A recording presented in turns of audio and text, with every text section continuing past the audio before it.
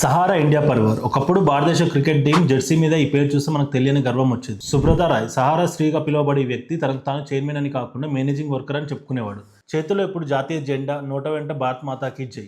కానీ ఆ దేశభక్తి వెనుక జరిగింది దేశంలోని అతిపెద్ద పాంజీ స్కామ్.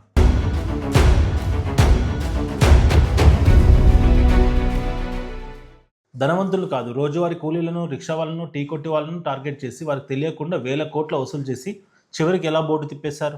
లంబ్రెట్టా స్కూటర్ మీద బిస్కెట్లు అమ్మే స్థాయి నుంచి airlines, TV channels, Aamby Valley city కట్టే స్థాయికి ఎలా ఎదిగాడు? ఇది ఒక emotional and investigative story. Welcome to unfiltered with RV.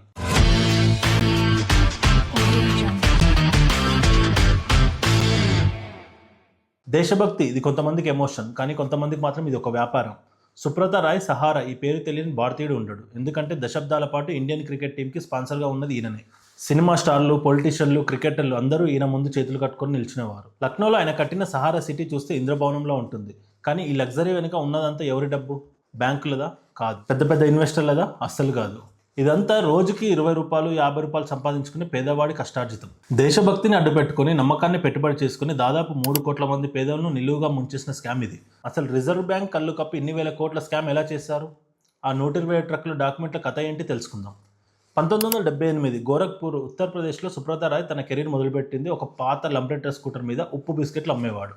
అప్పుడే అతనికి ఒక ఐడియా వచ్చింది. భారతదేశంలో పేదవాడికి బ్యాంకు వెళ్ళే ధైర్యం లేదు, వాడి దగ్గర దాచుకోవడానికి పెద్ద మొత్తంలో డబ్బు లేదు.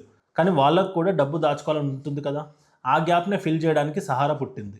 ఆయన స్కీమ్ చాలా సింపుల్. మీరు రోజుకి 10 రూపాయలు, 20 రూపాయలు మా ఏజెంట్కి ఇవ్వండి, కొంతకాలం తర్వాత వడ్డీతో సహా ఇస్తాం. దీనికోసం లక్షల మంది ఏజెంట్లను నియమించాడు. ఆ ఏజెంట్లు ఎవరో కాదు, మన పక్కింటి అన్నయ్యో తమ్ముడో అయి ఉంటారు. సో జనాలకు నమ్మకం ఈజీగా కుదిరింది. చూస్తుండగానే సహారా ఒక మతంలో మారిపోయింది. సుబ్రత రాయ్ని అందరూ సహారా శ్రీ అని పిలిచేవారు. ప్రతి ఏజెంట్కి ఆయన దేవుడు. స్టేడియంలో వేల మంది ఏజెంట్లను కూర్చోబెట్టి ఆయన స్పీచ్ ఇస్తుంటే అడాల్ఫ్ హిట్లర్ సభలా ఉండేది ఆ ఎమోషన్. 1978లో కేవలం 2000 రూపాయలతో మొదలైన కంపెనీ 2008 నాటికి దేశంలోని రైల్వేస్ తర్వాత అత్యధిక ఉద్యోగులున్న సంస్థగా ఎదిగింది.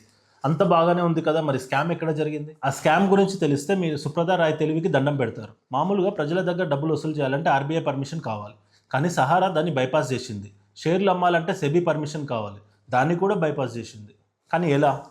ఒక చిన్న లొసుగును వాడుకొని, దాని పేరే OFCD, అంటే ఆప్షనల్లీ ఫుల్లీ కన్వర్టబుల్ డిబెంచర్స్. కన్ఫ్యూజన్ అవ్వకండి, సింపుల్గా చెప్తా. ఇది ఒక బాండ్ పేపర్ లాంటిది. మీరు ఇప్పుడు డబ్బులు ఇవ్వండి, కొంతకాలం తర్వాత కావాలంటే దాని షేర్లలో మార్చుకోండి, లేదా డబ్బుని వెనక్కి తీసుకోండి అని చెప్పేవాళ్ళు. ఇది ప్రైవేట్ ప్లేస్మెంట్ అని కలరింగ్ ఇచ్చేవాళ్ళు. అంటే నా ఫ్రెండ్స్, రిలేటివ్ దగ్గర అప్పు తీసుకుంటున్నా, పబ్లిక్ దగ్గర కాదు అని సెబీని నమ్మించారు. కానీ నిజానికి ఆ ఫ్రెండ్స్ సంఖ్య ఎంతమందో తెలుసా? 3 కోట్ల మంది. దాదాపు ఒక చిన్న దేశ జనాభా కంటే ఎక్కువ మంది. ప్రైవేట్గా అప్పు తీసుకున్నట్టు చూపించి 24,000 కోట్లు వసూలు చేశారు. ఇదంతా బ్లాక్ మనీని వైట్ మనీగా మార్చే దందానికి కూడా ఆరోపణలు ఉన్నాయి. కొండని తవ్వి ఎలుకను పట్టినట్టు విన్నాం, కానీ ఇక్కడ ఎలుక వెళ్ళి కొండను ఢీకొట్టింది. అన్ని వేల కోట్లు వచ్చాక సుబ్రత రాయ్కి ఆత్మవిశ్వాసం పెరిగిపోయింది. 2009లో తన కంపెనీ సహారా ప్రైమ్ సిటీని స్టాక్ మార్కెట్లో పెట్టడానికి IPO ప్లాన్ చేశాడు. దానికోసం సెబీకి అప్లికేషన్ పెట్టాడు. అంతే, సెబీ అధికారులు అకౌంట్ చూసి షాక్ అయ్యారు. బాబు, నువ్వు IPO ఇప్పుడు వచ్చావు సరే, అసలు అంతకుముందుకు ఆ 2 కంపెనీలు 24,000 కోట్లు ఎలా వసూలు చేస్తావు? పర్మిషన్ ఎక్కడని గట్టిగా అడిగారు. దానికి సుబ్రత రాయ్ చెప్పిన సమాధానం ఏంటో తెలుసా? నా దగ్గర పేదవాళ్ళ డబ్బు ఉంది, రికార్డులు పంపిస్తా చూడండి అన్నాడు. లక్నో నుంచి ముంబైలోని సెబీ ఆఫీస్కి 127 లారీల నిండా డాక్యుమెంట్లు పంపించాడు. స్టేట్ మొత్తం ట్రాఫిక్ జామ్ అయింది. సెబీ ఆఫీసర్లు ఆ పేపర్ చూసి తల పట్టుకున్నారు. అందులో 90% పేర్లు ఫేకే.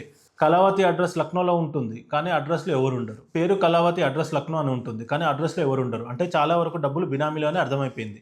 సుప్రీంకోర్టు సీరియస్ అయింది. ప్రజల డబ్బు 24,000 కోట్లు ప్లస్ 15% వడ్డీతో సహా వెనక్కి ఇవ్వండి అని ఆర్డర్ చేసింది.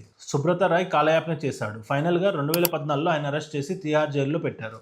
ఒకప్పుడు రాజాలా బతికిన మనిషి జైల్లో నేల మీద పడుకోవాల్సి వచ్చింది. చివరికి ఆయన బెయిల్ కోసం కట్టాల్సిన డబ్బు 10,000 కట్టలేక 2 ఏళ్ళు జైల్లోనే ఉన్నాడు.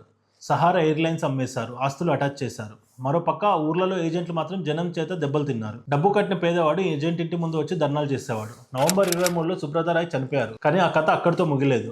సెబీ దగ్గర సహారా కట్టిన డబ్బు 25,000 కోట్లు ఇంకా అలాగే మూలుగుతుంది. ఎందుకంటే క్లెయిమ్ చేసుకోవడానికి నిజమైన ఇన్వెస్టర్ ఎవరు రాలేదు. సహారా వాదన ఏంటంటే, మేము ఎప్పుడో డబ్బులు క్యాష్ రూపంలో తిరిగి ఇచ్చేస్తామని. కానీ అది నిజమా అబద్ధం అనేది దేవుడికే తెలియాలి. నిజమైన బాధితులు మాత్రం సరైన బాండ్లు లేక, రికార్డులు లేక, పోర్టల్లో అప్లోడ్ చేసుకోలేక ఇంకా ఏడుస్తూనే ఉన్నారు. దేశభక్తిని వాడుకొని నమ్మకాన్ని అమ్మేసి ఒక సామ్రాజ్యాన్ని కట్టారు. చివరికి ఆ సామ్రాజ్యం కూలిపోయింది. దాని కింద నలిగిపోయింది మాత్రం అమాయకపు ఇన్వెస్టర్లే. గుర్తుపెట్టుకోండి, అధిక వడ్డీ ఆశ చూపిస్తే అది చిట్ ఫండ్ కంపెనీ అయినా లేదా మల్టీనేషనల్ కంపెనీ అయినా మీరు పక్కా అనుమానించాల్సిందే.